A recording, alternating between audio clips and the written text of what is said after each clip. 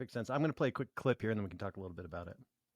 No, this subcommittee isn't responsible for staff funding. Your oversight is invaluable.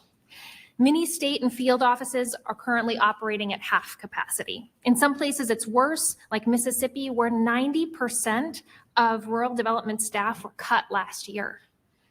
Nationally, only 16 engineers remain in the RD state system. Vital projects are sitting on desks waiting for approval. Phone calls are going unanswered for months. That's not serving rural people.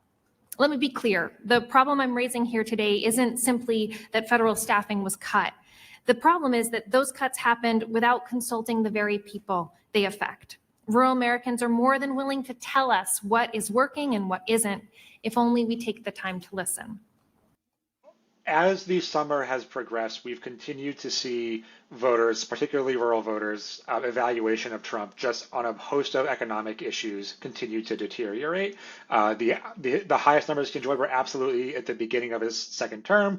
They have come down steadily ever since, in particular on things where we know that people are taking a hit and feeling pain on a day-to-day basis. So are you going to be able to afford to send your kids to a good school when the time comes? Can you afford rent in your mortgage? Can you afford groceries in your gas bill? Those are the concerns that people have on a day-to-day basis. Concerning the specific issue of rural development, I thought the way that Representative Torres Small talked about this in this clip right now is really, really smart. And I want to really draw people's attention to the way that she was able to parse the problems that Trump has imposed on rural America without accidentally asserting that there was some ideal sort of status quo in the past that we should return to. Plenty of rural people want a smaller, smarter government. That's a totally normal concern to have. And the really, really smart thing that she did was talk about how now that's actually something that we can't do anymore because we're not taking advice from the voters anymore. Trump is only taking advice from his billionaire friends.